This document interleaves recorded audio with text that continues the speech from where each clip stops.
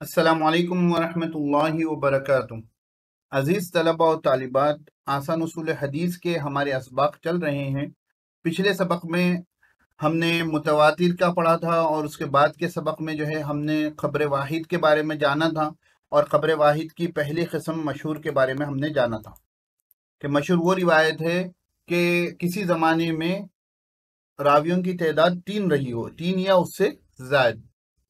आज हम पढ़ेंगे अजीज के बारे में। मशहूर के बाद जो दूसरी किस्म है खबर वाहिद की, वो अजीज है। अजीज वो हदीस है जिसके रिवायत करने वाले किसी जमाने में 2 से कम ना हो। यानी मशहूर में क्या था, 3, और अजीज में क्या है, 2। 2 से कम नहीं होने चाहिए, 2 होने चाहिए। किसी भी जमाने में 2 आ जाएं तो वो अजीज हो जाएंगे। जैसा ये मशहूर हदीस है, ला युमिनु अहदुकुम हत्ता अकूना अहब्बा इलैहि मिन वालिदिही व वलदिही। तुम में से कोई हरगिज ईमान वाला नहीं हो सकता जब तक कि वो मुझे, अपने वालिदैन और अपनी औलाद से ज्यादा चाहे। तो ये हदीस क्या है, ये अजीज है। खबर अजीज क्योंकि शाज़ व नादिर है, इसलिए इस पर कोई किताब नहीं। खबर अजीज जो है बहुत कम होती है, इसलिए बाज़ाब्ता इस पर कोई किताब नहीं लिखी गई। इस हदीस की सनद को देखें। इसके रिवायत करने वाले अनस रजी अल्लाह तआला अन्हु हैं। अनस रजी अल्लाह तआला अन्हु से खतादा ने सुना और अब्दुल अजीज बिन सोहेब ने सुना। तो यहाँ पर देखिए, ये 2 ही नैरेटर्स हैं जो हजरत अनस रजी अल्लाह तआला अन्हु से रिवायत करने वाले हैं। यहाँ हो गए जमाने में 2। फिर कतादा से जो है शोबा और सईद ने सुना, और अब्दुल अजीज बिन सुहेब से जो है इस्माइल बिन उलैया और अब्दुल वारिस ने सुना, और इन दोनों से जो है आगे के लोगों ने सुनना शुरू कर दिया। तो यहाँ हुआ क्या कि ये एक जो है ताबईन का तबका है जिसमें इस हदीस को नकल करने वाले सिर्फ 2 लोग थे। इस वजह से इस हदीस को अजीज कहा जाता है। इस वजह से इस हदीस को अजीज कहा जाता है।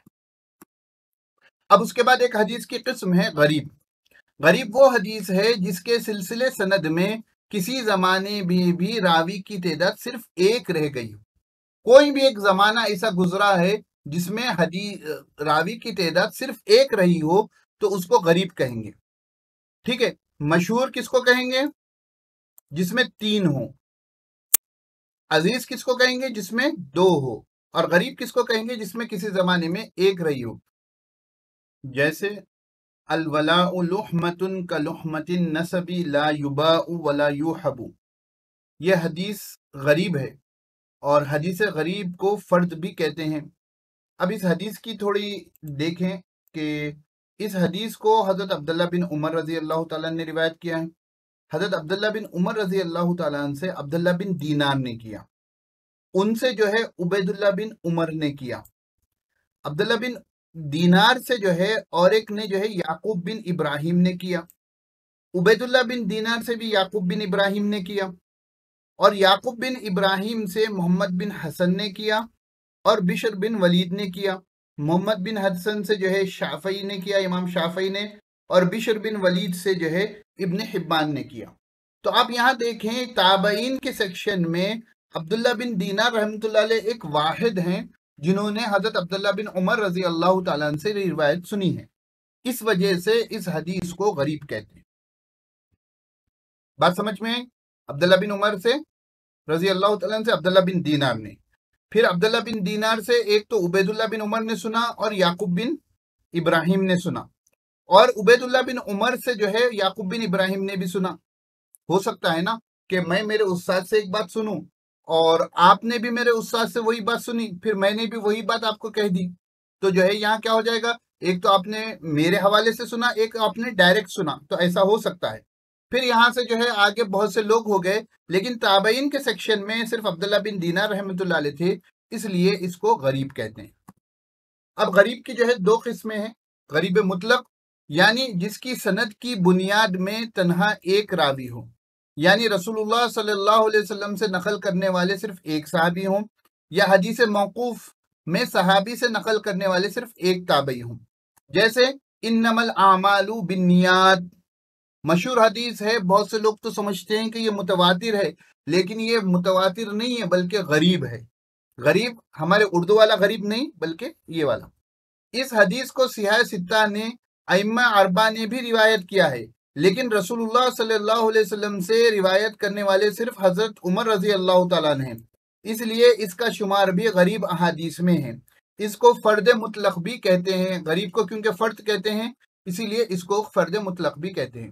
حضرت عمر رضی اللہ تعالیٰ عنہ سے علقمہ رحمۃ اللہ علیہ نے سنا، علقمہ سے محمد بن ابراہیم التیمی نے سنا، ان سے یحییٰ بن سعد السعید الانصاری نے سنا، پھر اس کے بعد یہ حدیث جو ہے بہت سے جمع غفیر نے روایت کی ہے، یہاں تک کہ آج کل ہمارے بچوں کو سب سے پہلے یہی حدیث یاد دلائی جاتی ہے۔ اس کے بعد غریب کی جو ہے دوسری قسم ہے غریب نسبی، جس کو انتہا میں کئی راویوں نے روایت کیا ہو مگر درمیان میں کہیں صرف ایک راوی نقل کرتا ہو، یعنی سند کے شروع میں صرف ایک راوی ہو تو غریب مطلق، اور درمیان میں کہیں پر کسی زمانے میں صرف ایک راوی ہو جائے تو اس کو کہتے ہیں غریب نسبی۔ جیسے ان رسول اللہ صلی اللہ علیہ وسلم دخل مکہ وعلی رأسہ المغفر، آپ صلی اللہ علیہ وسلم مکے میں داخل ہوئے اور آپ صلی اللہ علیہ وسلم کے سر مبارک پر مغفر تھا۔ مغفر وہ جو جنگی ٹوپی ہوتی ہے نا اس کو کہتے ہیں۔ اس روایت کو فرد نسبی بھی کہتے ہیں۔ یہ نہیں سمجھنا چاہیے کہ ہر غریب غیر معتبر ہوتی ہے۔ بعض لوگ سمجھتے ہیں غریب بولتے کہ نہیں الگ ہی ذہن میں آ جاتا، لیکن ہر غریب غیر معتبر نہیں ہوتی۔ دیکھو غریب میں آپ کی مشہور حدیث ہے انما الاعمال بالنیات، تو ہر غریب غیر معتبر نہیں ہوتی، بلکہ غریب روایتیں کبھی صحیح، کبھی حسن اور کبھی ضعیف درجے کی ہوتی ہیں۔ تو آپ کا جو غریب ہوگی خبر احاد کی ایک قسم ہے، خبر واحد کی ایک قسم ہے، تو آپ اس کو تحقیق کریں گے تو وہ راویوں کے حساب سے یا تو صحیح ہوگی یا تو حسن ہوگی یا تو ضعیف ہوگی۔ اب یہ جو روایت ہے کہ اللہ کے رسول صلی اللہ علیہ وسلم مکے میں داخل ہوئے وعلی رأسہ المغفر، اس سے انس بن رضی اللہ تعالیٰ عنہ سے ابن شہاب زہری نے روایت کیا، ابن شہاب زہری سے جو ہے مالک رحمۃ اللہ علیہ نے روایت کیا۔ تو دیکھو یہاں پر سند میں بیچ میں امام مالک آ گئے، اب وہاں سے جو ہے یہ امام مالک سے ان کے 3 شاگردوں نے روایت کیا، اور ان سے بہت سے لوگوں نے پھر امام بخاری نے روایت کیا۔ تو ایسی روایت کو کیا کہتے ہیں؟ غریب نسبی۔ تو اس میں ممکن ہو آپ کو کچھ ڈاؤٹ ہو، یہ تو میں نے راویوں کے بارے میں جو ہے بس آپ کو سمجھ میں آنے کے لیے یہ یہاں پر ایک ڈیمو دیا ہے، تو اس میں کچھ سمجھ میں نہ آئے تو مسئلہ نہیں ہے، بس آپ کو سمجھنے کے لیے دیا ہے، ورنہ بس اتنی بات کتاب میں جتنی لکھی ہوئی ہو فی الحال آپ اس کو یاد کر لیں، یہ چل جائے گا۔ حدیث غریب پر کتاب، حدیث کی متداول کتابوں میں غریب احادیث کی بڑی تعداد پائی جاتی ہے۔ ہماری جتنی مشہور حدیث کی کتابیں ہیں اس میں بہت سی غریب احادیث پائی جاتی ہیں۔ غریب غریب غریب، وہ غریب میں نہ جائیں، اصطلاح غریب ہے۔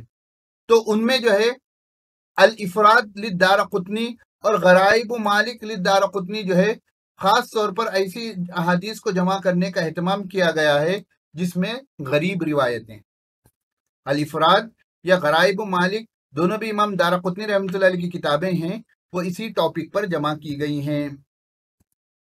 غریب کے لغوی معنی ہیں نادر اور خلیل، جو بالکل خلیل ہوتا ہے، نادر ہوتا ہے، اس کو عربی میں غریب کہتے ہیں۔ حدیث غریب کو بھی غریب اسی لیے کہتے ہیں کہ کسی مرحلے میں راوی کی تعداد قلیل ترین ہو جاتی ہے، یعنی یا تو سند کے شروع میں بہت ایک ہی راوی ہوتا ہے، یا کہیں پر درمیان میں صرف کسی زمانے میں ایک راوی ہو جاتا ہے، تو بالکل کم تعداد ہو جاتی ہے، بالکل نادر کے ویسا مسئلہ ہو جاتا ہے، اس لیے اس کو غریب کہتے ہیں۔ لغوی معنی کے لحاظ سے بھی بعض اوقات کسی روایت کو غریب کہہ دیتے ہیں، مثلا کسی روایت کے تمام روات مدنی ہوں تو ندرت کے اس پہلو کے پیش نظر اس کو غریب کہتے ہیں، یعنی بعض روایتوں میں کیا ہوتا ہے کہ پورے راوی جو ہے مدینہ منورہ کے ہوتے ہیں، تو اس لیے جو ہے وہ روایت میں جو ہے کیونکہ یہ ایک خاص پہلو ہے، عام طور پر ہر راوی مدینہ منورہ کا نہیں ہوتا ہے، لیکن اس روایت میں پورے مدینہ منورہ کے ہیں، تو اس اعتبار سے بھی بعض اوقات حدیث کو غریب کہہ دیتے ہیں۔ حدیث کے متن کے مختلف راویوں نے نقل کیا ہو لیکن کسی اور صحابی سے، جبکہ کسی راوی نے دوسری صحابی سے روایت کیا ہو، تو کہا جاتا ہے کہ اس سند خاص کے اعتبار سے یہ غریب ہے لیکن متن کے اعتبار سے غریب نہیں۔ ہوتا کیا ہے، حدیث کے متن کو جو ہے مختلف راویوں نے نقل کرتے ہیں، لیکن کسی اور صحابی سے، جبکہ کسی راوی نے دوسرے صحابی سے روایت کیا ہو، تو کہا جاتا ہے کہ سند خاص کے اعتبار سے تو غریب ہے لیکن متن مشہور ہے۔ ہوتا ہے کہ جو ہے کہ وہ ٹاپک پہ جو ہے بہت سی حدیثیں ہوتی ہیں، لیکن خاص الفاظ کے ساتھ جو حدیث آتی ہے وہ غریب الاسناد ہوتی ہے، تو ایسی روایتوں کو کہتے ہیں غریب اسنادن لا متنن، یعنی سند تو غریب ہے لیکن متن اس کا غریب نہیں ہے۔ تو آج کے سبق میں بڑی اہم باتیں آئی ہیں، بالکل نئی باتیں آئی ہیں، ممکن ہے آپ کو سمجھنے میں تھوڑی دشواری ہو، تو تھوڑا تھوڑا کر کر سنیں، نوٹس بنائیں، اجرا کریں، ایک حصے کو سمجھیں پھر ریوائنڈ کریں، پھر سمجھیں پھر ریوائنڈ کریں، پھر آگے بڑھیں، اور جو سمجھ میں نہ ہو مجھے بتانا، میں انشاءاللہ پھر آگے آپ کو اس میں رہنمائی کروں گا۔ جب تک کے لیے السلام علیکم ورحمۃ اللہ وبرکاتہ۔